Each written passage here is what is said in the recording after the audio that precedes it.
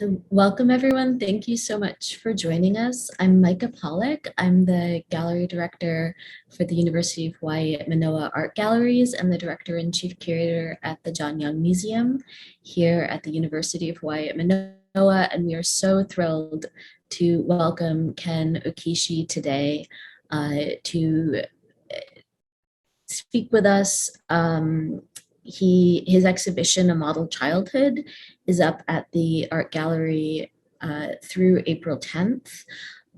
Ken is our first Clifford Iwao Arinaga speaker, and we're so grateful that he's able to join us and that he's been with us here in Hawaii for the past week.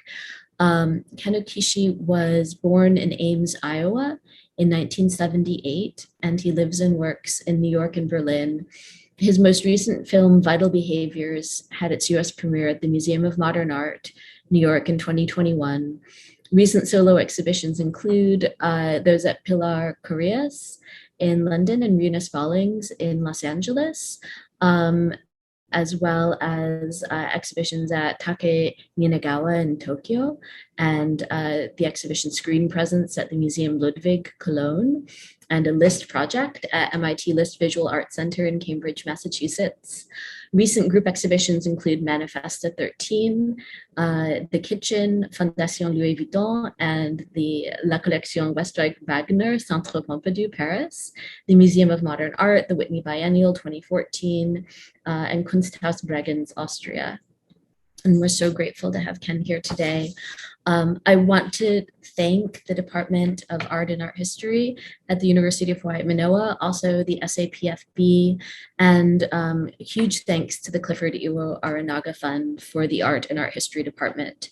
I'm going to read a short bio of Clifford Arinaga, and then we will get started with Ken. Clifford Iwao Arinaga was born in April 15th, 1925 in Kealia, a plantation town on the island of Kauai. His father emigrated from Japan in the late 1890s. In 1944, following his graduation from high school, Clifford was drafted by the US Army. He served with the US Army's occupation of Japan under General Douglas MacArthur. In 1947, he was discharged from the Army and with financial aid from the GI Bill, enrolled at the University of Hawaii. He was the first member of his family to attend college. He enrolled in the social work program and was assigned to help poor families in rural areas with economic and social problems. Clifford was able to obtain his law degree from the University of Colorado Law School in 1962. After his clerkship, Clifford served as Assistant Attorney General for the state of Hawaii. In 1971, he opened his own law office. He was a sole practitioner who represented small and medium-sized firms in Hawaii and Japan. He always found time to help individuals with minor business problems, and he loved and enjoyed visiting museums and art shows, as well as attending opera performances and symphony concerts. He encouraged all three of his children to study music and art, and he took a great interest in visiting music shops with his sons, purchasing quality musical instruments, and even supported the startup of a small band. Clifford Iwao Arinaga passed away on October 3rd, 2014. His family has endowed this fund to support visiting speakers to the Art and Art History Department in the College of Arts, Languages and Letters at the University of Hawaii at Manoa, and we thank him. So now, without further ado, Ken Okiishi, and I'm gonna get off of video, but please put questions in the chat, and I'll return at the end of the talk to moderate some questions for Ken. Thank you.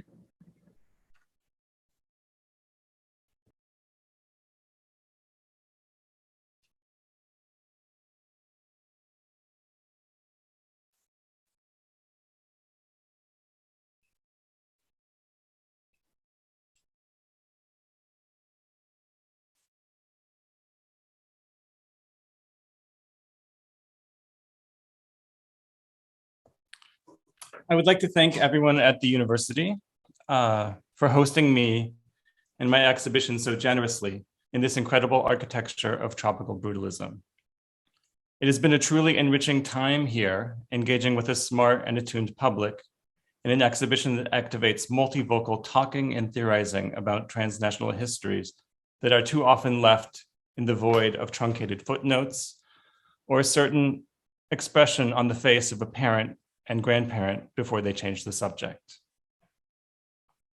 I now realize, after all of us making this push to keep this exhibition moving forward, as well as the book we've been able to make, that we are talking about an artwork from 2018 in 2022.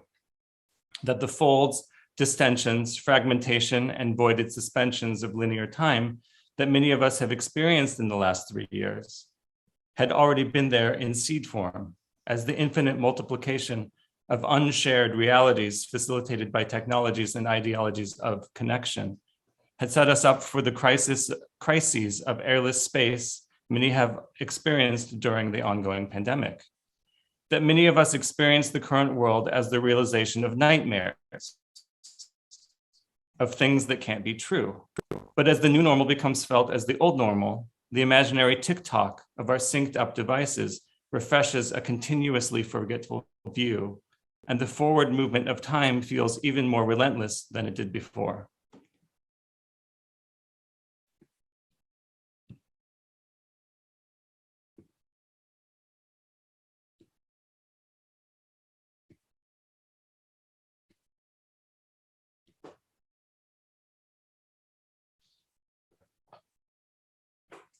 It also happens that my exhibition, which is really the exhibition of one artwork that exists as interlocking parts, as an epic poem in objects, traces of actions, fragments of histories, and other material confrontations that bring psychological and emotionally difficult nodes of shared personal histories into the vulnerable possibility of retrieval in public discourse.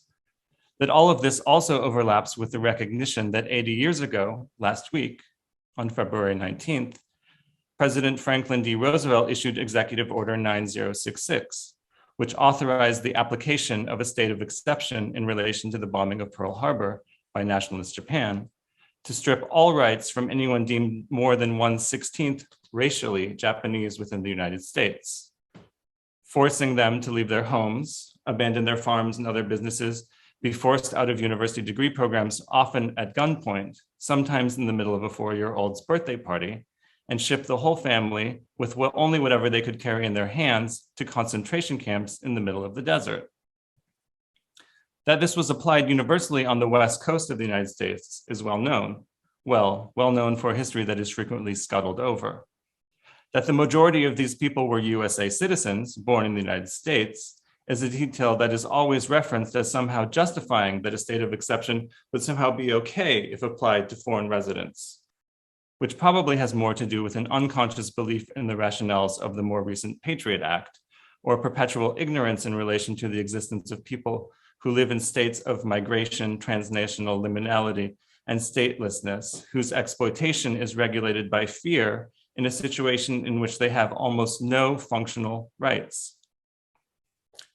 But I would prefer not to implicitly justify a xenophobic application of a suspension of rights, not only because this would be a crazy thing to do ethically, but because it is a slippery slope that easily suggests that all transnational existence is implicitly that all transnational existence is implicitly suspect. As I have come to know the history of this period during World War II, the particular case in Hawaii is that all of the islands were put under martial law, since the Japanese American population was too vast and the economy would have collapsed. Unlike on the West Coast, there were no white neighbors keen on stealing meticulously cultivated farmland. The Japanese Americans in Hawaii were mostly the essential workers of daily life. And so a method was devised. People's homes would be searched looking for connections to Japan. Those deemed too Japanese would be put in the concentration camps, and everyone else was free to live in a literal police state.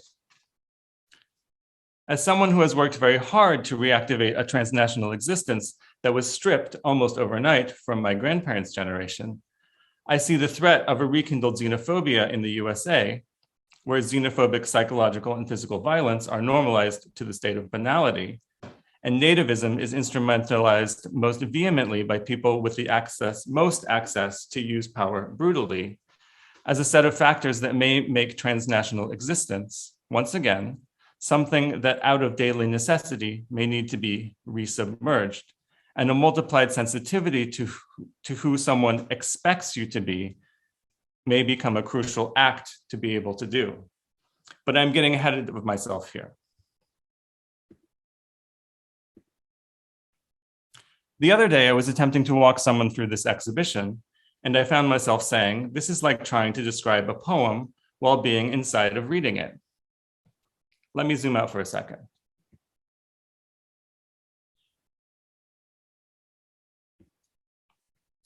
In 2018, which is hard to remember because it would be much nicer to forget it, or like a brain trauma, it gets cut off from retrieval and tends to lead to blank stares, and you probably need advanced physical therapy to get your brain working again. But in 2018, the sense of cognitive chaos was so extreme that terms such as neo-fascist had an urgency that today feels quaint. What?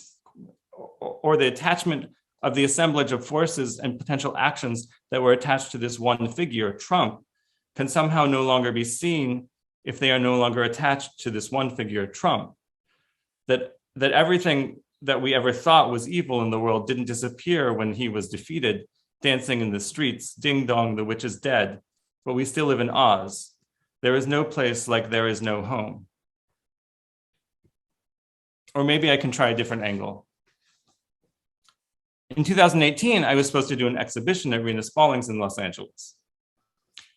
And LA had always been a bit weird for me. I realized that I have never done an exhibition in a place with the friction of family stories. I had never made an artwork anywhere where I couldn't escape the encroaching thoughts about what had happened. I was having this feeling like what I have heard described about people from exiled families visiting fractured homelands. Being in LA, I always see voids of what could have been. I see resilience as an ideology of coercive forgetting. I see rebuilding that fails to acknowledge the gravity of what has taken place. I rented a van after not having been to my parents' house in Ames, Iowa in a very, very, very long time.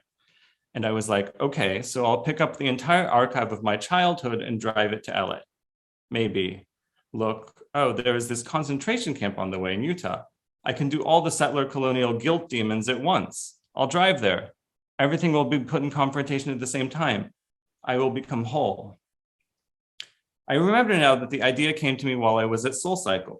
You know, when everyone is in the dark, there are candles on, the music just went a bit more chill and you spin in the air like dolphin emojis flying.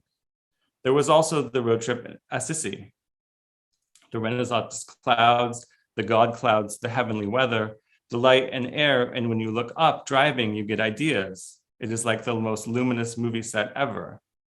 The paintings are the natural landscape as a set of what it is. When you open a bunch of boxes of childhood things, you unlock the nonlinear access to the storage matter of the brain, and chemicals start dancing in rainbow loops or spills of acid, eroding and building up, and there is no beginning, there is no end. I'm looking for the search terms, any organizing principle, and I'm looking for a viewer, someone who is looking to project their own data into this field of objects so I can be saved from my own thoughts. A certain dream I remember. When you have a very high fever as a child and you dream of your parents. My father.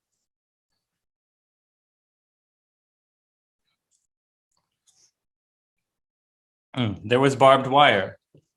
And why is he in my third grade classroom? Why did they break his glasses?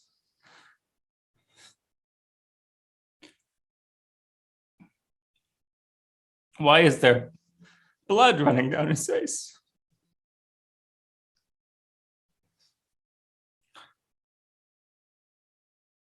What answer did he get wrong? How can I yell at the teacher? How can I correct the substitute teacher out of this mistake? Why is he in a concentration camp? Why is my father so distraught? Why are they making fun of him? What is a concentration camp? Why is there barbed wire everywhere?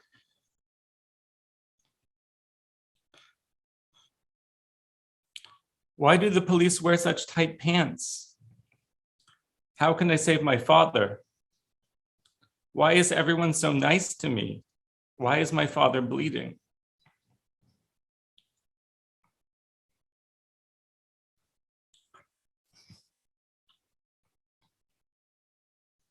War stories tend to evaporate the moment they're spoken, even though they mess with the brain for generations.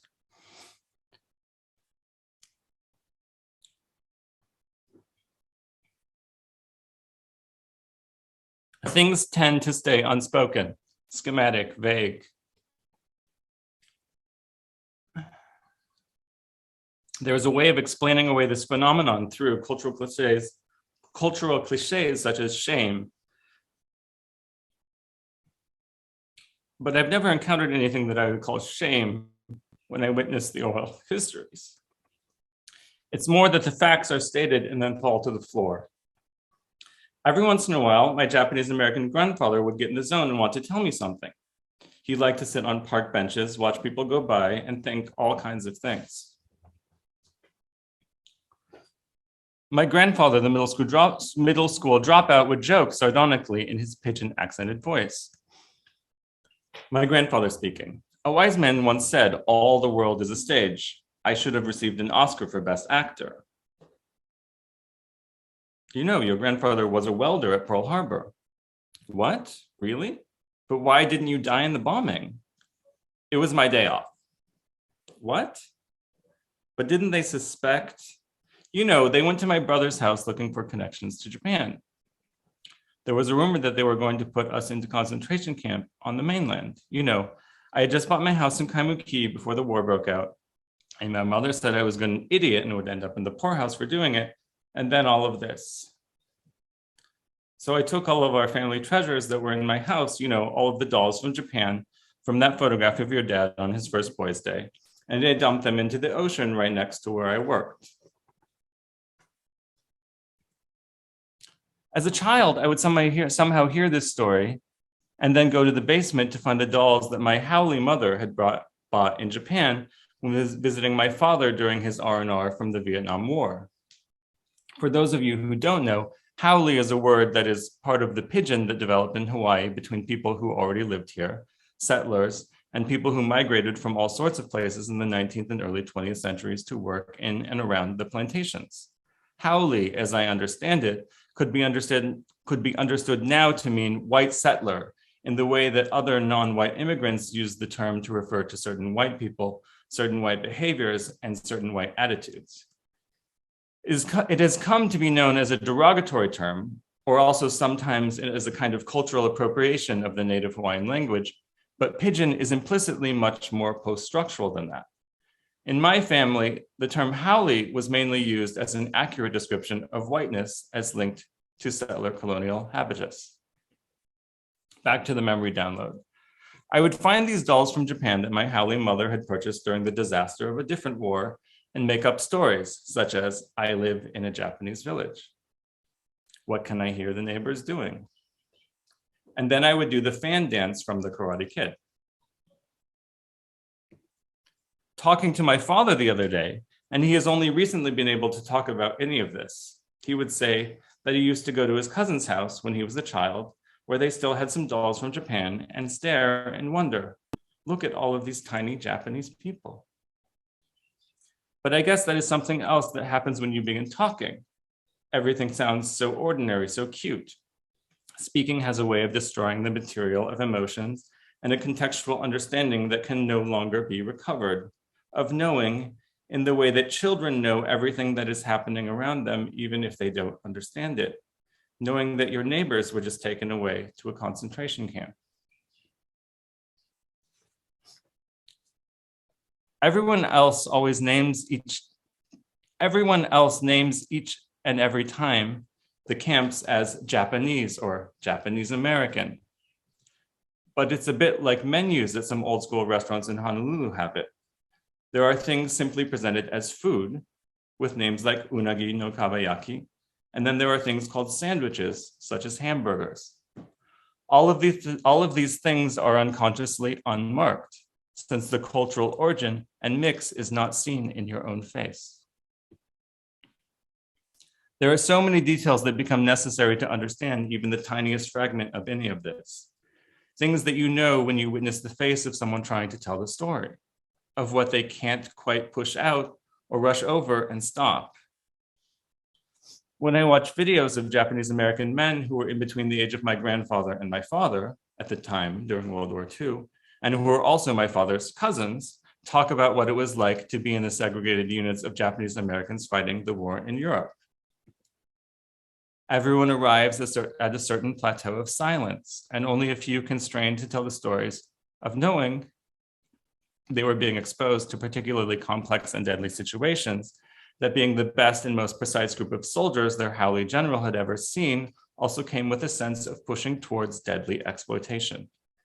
Everyone knew that going back to the USA would mean being put back into a concentration camp, or in Hawaii, living under martial law, where everyone feared that one false move, one gesture or word that seemed too Japanese could be disastrous. Back home, everyone knew the daily realities of families like mine who had lived transnational lives for 2 generations and now, rather suddenly, after being attacked by a nationalist Japanese force that they despised in Japan as well, destroyed all outward signifiers of connection to Japan in ways that led their children to become these strange but forceful model American citizens. My father loved to scream, "Kill the dirty Japs," at newsreels at the movies. I have an image of him marching rather than walking down the street. The sun is shining all the time. The Mickey Mouse Club will become Rebel Without a Cause and American Graffiti. We will all star in movies without anyone who looks like us.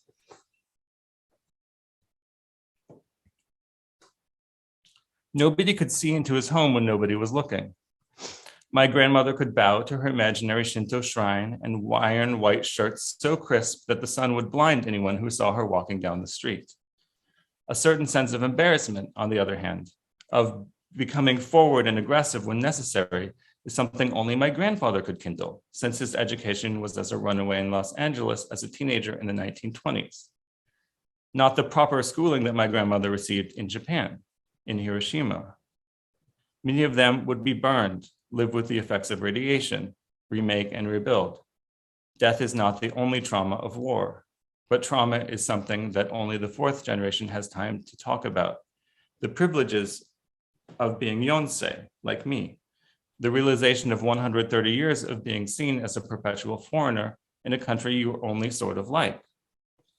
When the cover of the New York Post turns out to be your relative, elderly Asian man punched in the head in random attack. But here I go, getting ahead of myself again. I will now limit myself to just the facts, in the way that giving a lecture as an artist about your own artwork can feel like being arrested by the interpolation police. I should have taken the right to remain silent. On April 29th, 2018, I went to the house that I was raised in after not having been there in over 10 years. When you are me and grow up in a university town in Iowa, where most of your friends were the children of professors whose families were immigrants from all over the world, but particularly the Middle East and Asia, the political climate of 2018 made some of the things you had learned, some of the things that you had let not, okay, start over. The political climate of 2018 made some of the things you had let yourself live without dealing with, and the complexities of growing up in this utopian bubble and preferring not to just think about it anymore, all of this came to the head and was no longer viable. And so I had this exhibition planned in Los Angeles at Rena Spaulding's, and I told them I was going to bring a bunch of stuff from my parents' basement. My mother, who turned her training in psychology, modern dance, and systems thinking into being a family therapist, against the will of her parents, who were trained in psychoanalytically derived methods that saw family therapy as an intrinsically doomed project. My mother was very excited about this. My mother's therapy practice was in the basement of our house, abutting the extensive storage of object traces of their lives and the lives of their children, where I was finally moving some things around. She could see something happening. The objects and things became charged with a psychological impetus. My father, on the other hand, was working more abstractly on vibes. I was moving through the time and space of this psychological materiality only half consciously. I was Google mapping all kinds of itineraries. I couldn't let my mind go there overtly. And then I mentioned that I was thinking of maybe stopping at the site of a concentration camp in Delta, Utah. My father took out some photos I had never seen of our family in Japan. I had known that during the war, my father learned to say he had no relatives in Japan. That the family was from Hiroshima gave the statement an even stronger voided presence after the war. My father was 81, and it was 2018. It was 72 years after the American concentration camps were finally closed. And I was seeing a family home in Hiroshima for the first time.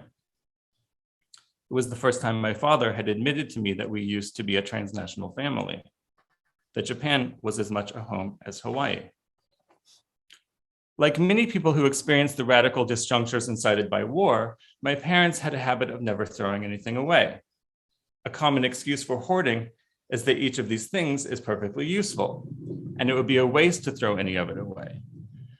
But coming back to the home after such a long absence, I started to see it differently. Everything that could be kept started to feel like material evidence for a history that hopefully could be spoken in the future. As any good historian or archivist knows, you never really know what will become a valuable piece of evidence, and people often totally misunderstand what is happening around them, even when it feels entirely obvious after the fact. The radical unknowability of a future as an archive of a society that functioned under the idea that post-historical conditions made future subjectivities and economic conditions not only entirely predictable, but also possible to engineer with exacting precision. And so I loaded up my 1980s and 90s American childhood into a rented minivan and started driving towards Nebraska. I immediately encountered a dust storm, like I was suddenly on the set of a film about the Dust Bowl. And this set of special effects was arriving just on cue for my journey through the American history disaster. A big mass of crashed cars and semis with cargo blowing and chaotically clumping up in the dust, and all of these people walking around aimlessly with junk pushed up against their bodies by the wind. In that special American way, 20 minutes later, I was driving along an empty road, and I could barely remember that anything had happened as I looked into the infinite distance. When you drive and drive and drive, you eat power bars and drink green tea. You try not to let the landscape or any of its scenarios get to you too much. I had heard that the film The Shining was filmed at this big old hotel in Colorado. You can make very last-minute plans with a smartphone. The buffalo steak was adequate. There was no blood flowing in the hallways, no red rum or Shelley Duvall, but I was surprised to see that many of the staff were Asian immigrants. I felt an urge to wonder how they had arrived there, but then remembered that the whiteness of the United States, as viewed from the East Coast, is a fiction that hasn't been true for generations. How could I have become so dumb as to be surprised to see a friendly face in the middle of Trump country? The person behind the counter, as it turned out, was not very friendly. But I don't think that had anything to do with being Asian, or that it was 2018, or that there was a Trump. Something very confusing happens when you leave New York City. All of the data points misbehave. None of the identities make any sense. You have a hard time feeling safe. Everyone is talking too much about nothing. I slept okay. The next morning, it was the big day. I would drive 12 hours to the concentration camp. I woke up very early. This will sound like a pilgrimage, but it isn't. What I wanted to see was the place that had been held over my father's head as a child, that had been ingrained in him as the threat of noncompliance to a violently narrow set of parameters for being a good American. This is also the point in talking about the piece where I encounter a particular messy part of my own brain, and the logic that could hold together thoughts starts to drift. I start seeing images overlaid with unrelated images, or like the way rock comes together when it is formed in layers, this hard drive of life data that runs between a few people, disconnected from any other network of intelligibility, the air gap of transmission. That was my part of the deal.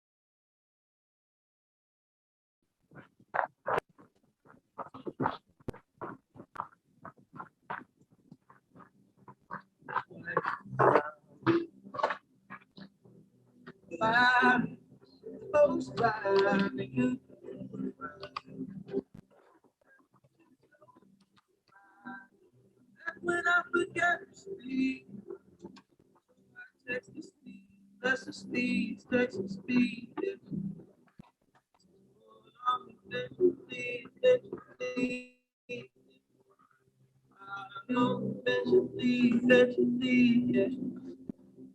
I care for you still, and I will forever. That was my father, baby.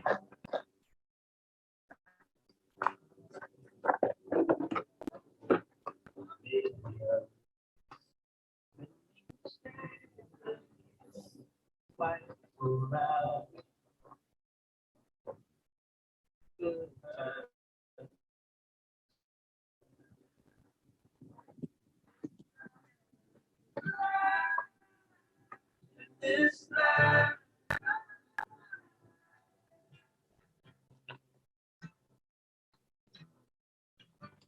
What too many tears tonight on a facelift. Mind over matter is magic, like magic.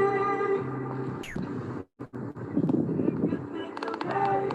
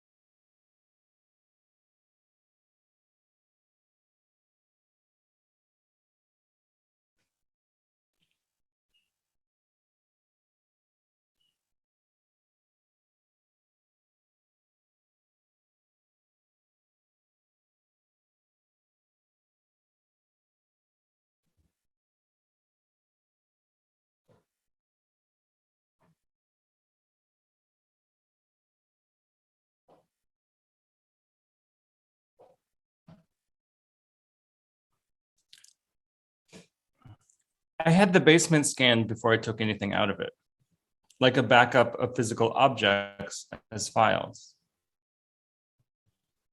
The point cloud data could do anything. I thought about those Oculus 3D things, but I hate that feeling, more like feeling sick than feeling real. So it became an animation. All of this data before I moved it around, set into a cartoon version of the concentration camp landscape. When I arrived in Los Angeles, I decided to project the video footage and animation on the objects. I left things in boxes as it happened. The people working at the gallery were very tidy. They helped me unload and everything was already in this perfect grid. Some boxes were opened. A few things could be seen, but mostly it's a projection screen. You see your own things. That is the feeling. That mise en abîme of identity formation. That you have to remember all of the things that you had hoped you had edited out. All of the objects that are the traces of your conditioning, of what you become or what you are prohibited from becoming. Things don't always work out like everyone wanted. You learn to speak what the other person wants to hear. You learn to hide aspects of your past or aspects of yourself, or that you maybe were also at least partially something undesirable. Your optimization reaches its peak performance. You fall away as you move forward. You fall away as he moves forward. All of these things spin as an animation in the air. I'd rather chip my pride than lose my.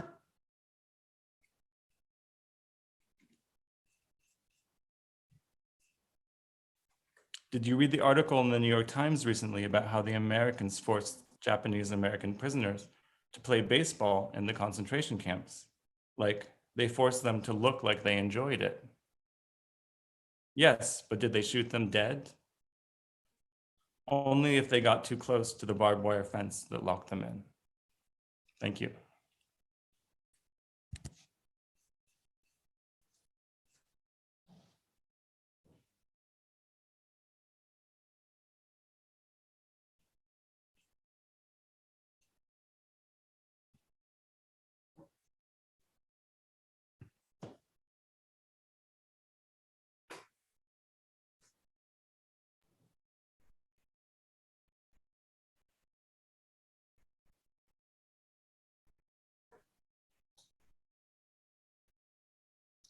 Thank you, Ken. We have a question from Millie. Millie, would you like to come on and ask the question? It's fairly nuanced.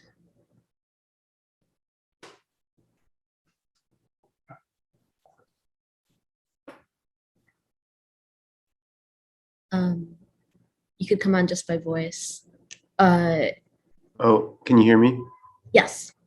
Oh, thank you so much for your amazing lecture.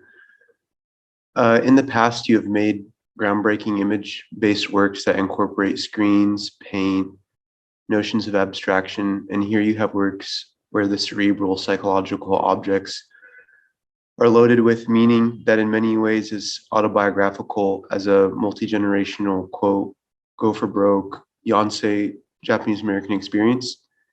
In your practice, do you give yourself post-disciplinary freedom to navigate those distinctly different frameworks?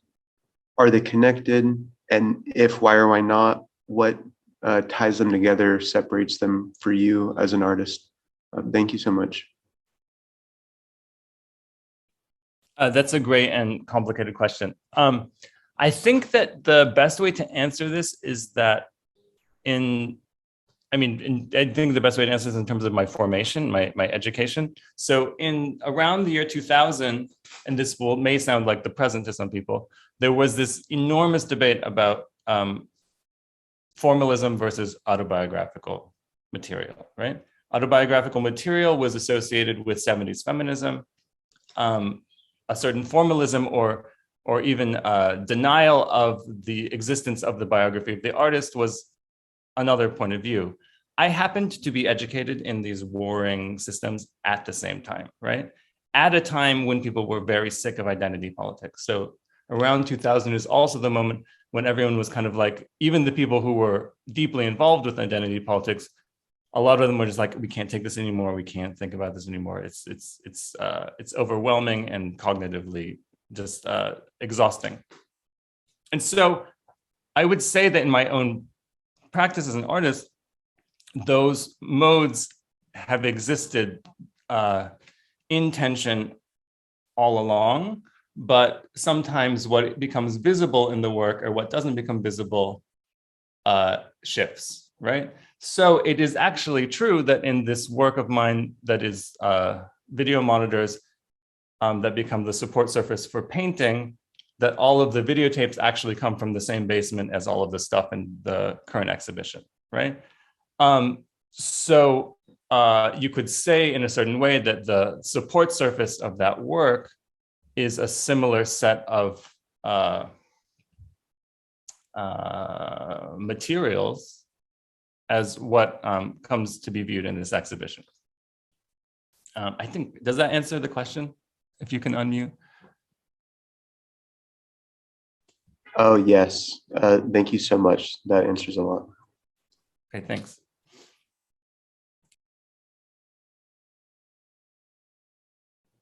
I have a question about photography while we're waiting for people to articulate questions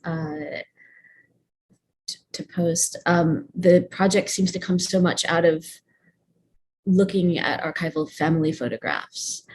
And then also has resulted in this publication, photos shrink wrapped that I have here, but which is a photo book. Can you speak about the role of photography in kind of with working on the project and in its final formation? I think for the I mean, as I hope that I was able to convey in the lecture just now, there's something about the both repression and saving of images that can happen through a photographic medium, right? And strangely, it can only happen when a photograph is printed. It's which is that well, maybe not actually. The cloud is also, I mean, there are servers somewhere that have everything. So I guess it doesn't have to be printed. It can be retrieved in multiple ways. But in the case of, for example, one of the photos that I showed today, I had only seen as of like 3 years ago, that photo no longer exists in Hiroshima for obvious reasons, which is that the house was bombed, everything was burned, including many of the people in that photograph, right? Some of whom survived and had very successful and rewarding lives, but at the same time, the existence of that photograph became incredibly surprising to the people in the photograph when they were alerted to the fact of its existence, right? So, which was only 3 years ago. One of the people in that photograph had never seen a photograph of her own home, right? And was shocked that this could exist. I think there's also a tension in this work, which is on the one hand, there's the kind of this allegory of identity formation where my grandfather throws away all of this stuff, but at the same time, he manages to hide things that by throwing away everything so overtly allows him to keep something which turns out in the future to be one of the most valuable photographic pieces of evidence there could be, right, for this oral history. So I think that in that way, the photographs of the road trip, right, which make up this publication that we were able to make, are also, on the one hand, me inhabiting this genre of American photography in order to spill acid all over it, something like that. But also, it's a way of kind of documenting, I hope, a kind of thought process that happens when you're in a place, right? Which is a more classical view of photography, I guess. That the landscape contains the thoughts of the person viewing it. Yeah, we'll talk about this some other time, but it has this kind of Bergsonian quality where there's so much invested, or like Proustian quality of this history invested in the image and the material image itself that can kind of get released by the discovery of the image. And then your project also introduces these glitches into that history, digital and otherwise. I'm sorry, Jamie Ferris has a question about performance. Jamie. Hi, thanks, Ken. That was really amazing and poetic talk. Thank you for very literary. I love you walking us through dreams and memories and parental memories and everything. It was a performance in and of itself. And I wondered, I just loved your answer to the first question and thinking about video in relationship to the objects. And you mentioned something about performance, and I thought it would be maybe important to talk about that a little bit too, more, and the way that that's a supporting practice, the performance of the road trip. Mm-hmm.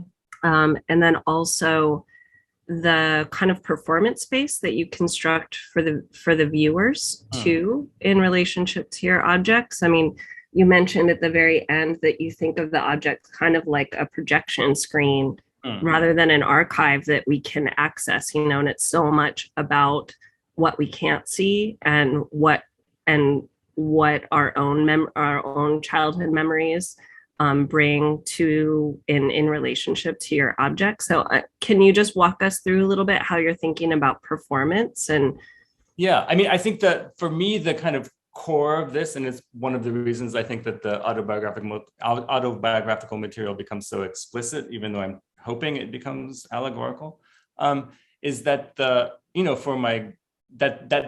this particular once my family entered into the state of exception, right? They suddenly had to become different people in a weird way, right? So the performance is actually something that is performed for a set of very disastrous potentials, right?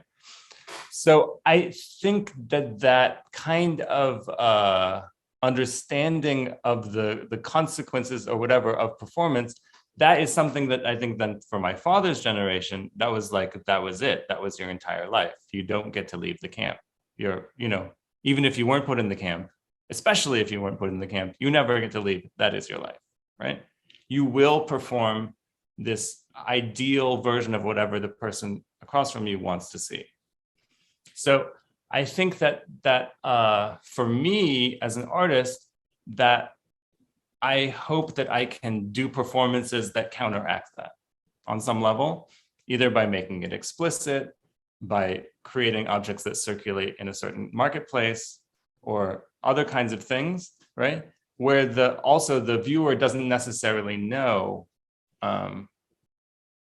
exactly what's going on, right? There's a lot of projection that's happening, right? So in this show, you know, I could have revealed all the objects, but what you see are a bunch of closed containers. Some of them are partially open. There's some text. And I hope that what people have the sense of is the kind of all of a sudden, it's like their brain turns on and there's a bunch of stuff that happens inside, or kind of is incited in their own brain. And they're suddenly thinking about their own, you know, that feeling, which is hard to describe when you're confronted with a bunch of stuff in a basement, right? Especially since the nature of life is that it's not always the most pleasant experience. Does that answer your question? Yes, thank you so much. And the failures of, I mean, it makes me think about the failures of performance in my own childhood too. You know what? Exactly. Yeah. But that, and I love that it's bringing me to that space. So thank you. Yeah, and it's very important to me that happens. So I'm very always excited when someone else intersects with their own data that I don't even know about. I love when that can happen.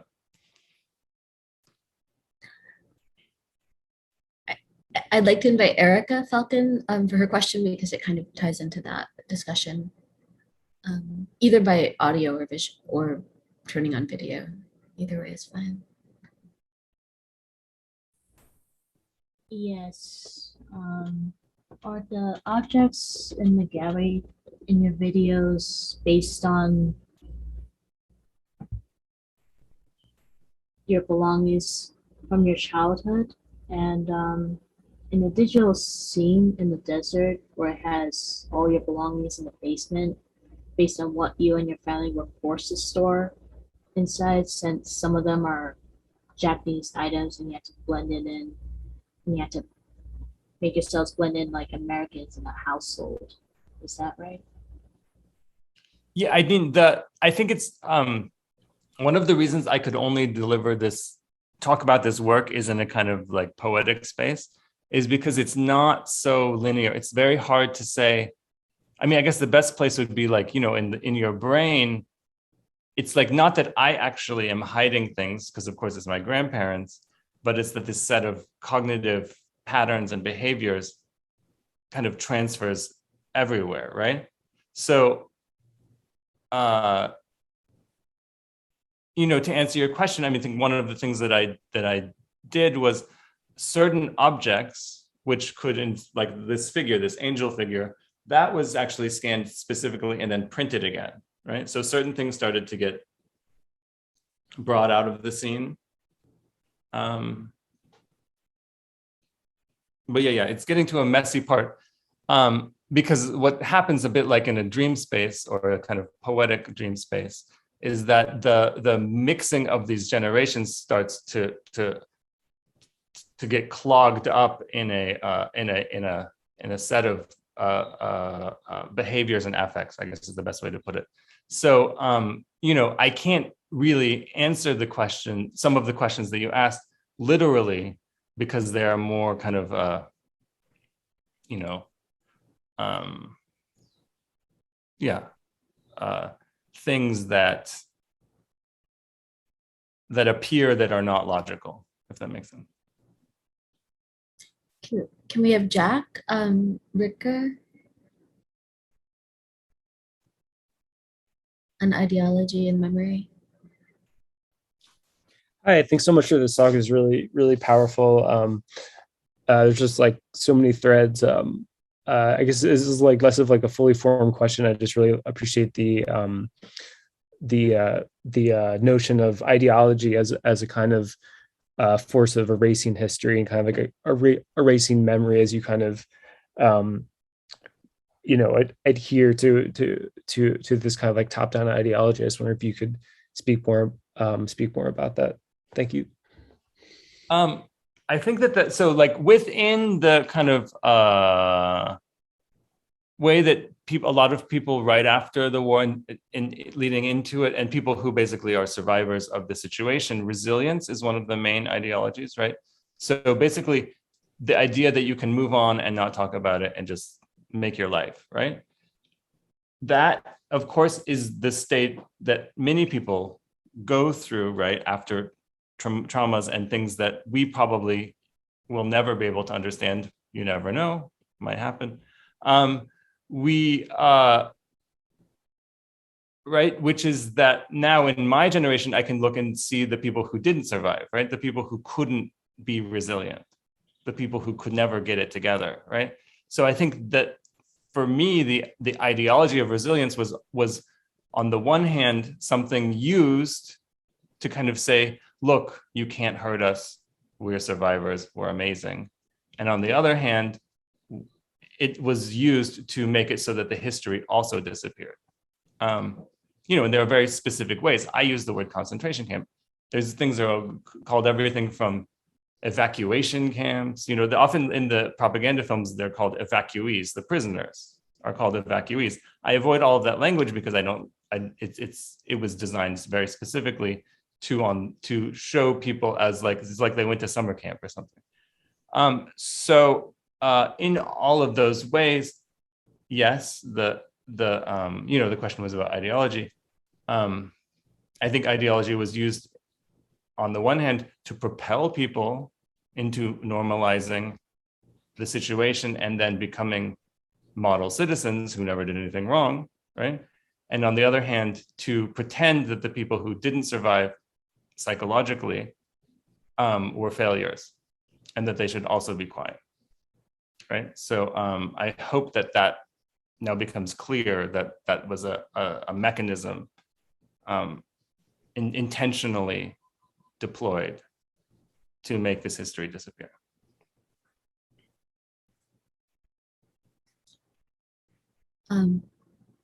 Thanks. That was really helpful. I really appreciate that. Thanks.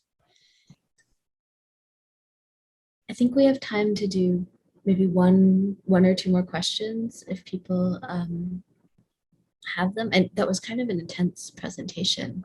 I'm kind of destroyed. Now I can laugh. Now I've got all the, it's all out.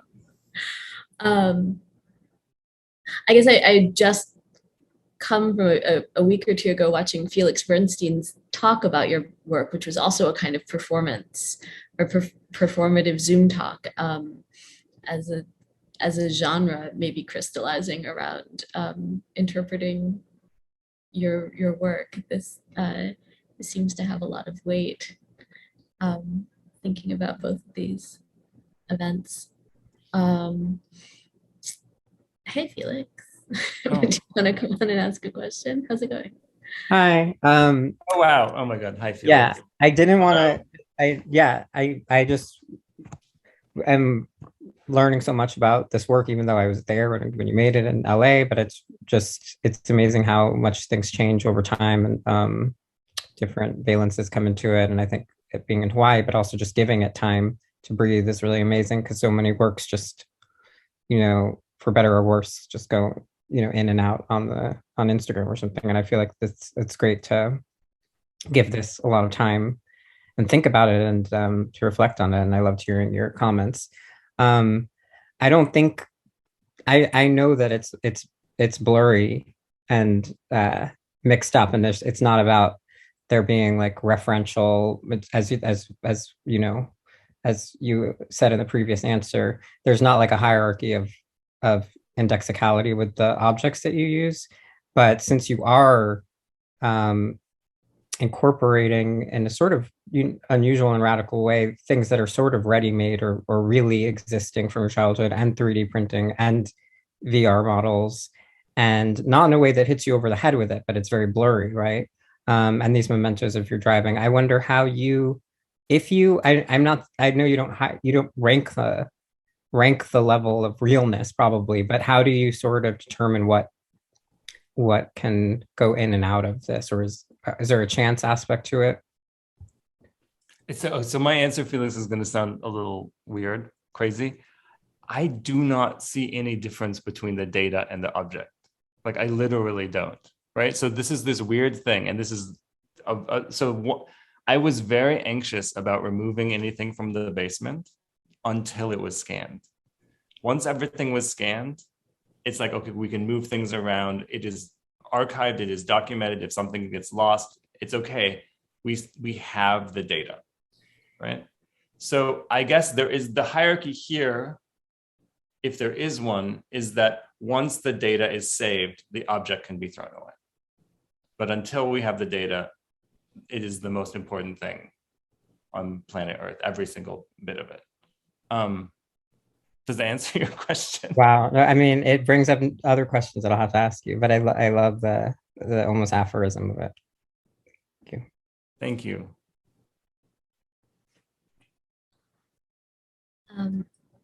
We have time for one more question. I also feel like that was a really great place to end it. So it brings up so many more questions that I have about the work and its relation, how it's modeling history, and the way it moves from a sort of physical history of things into a more dream space, and also digital history simultaneously.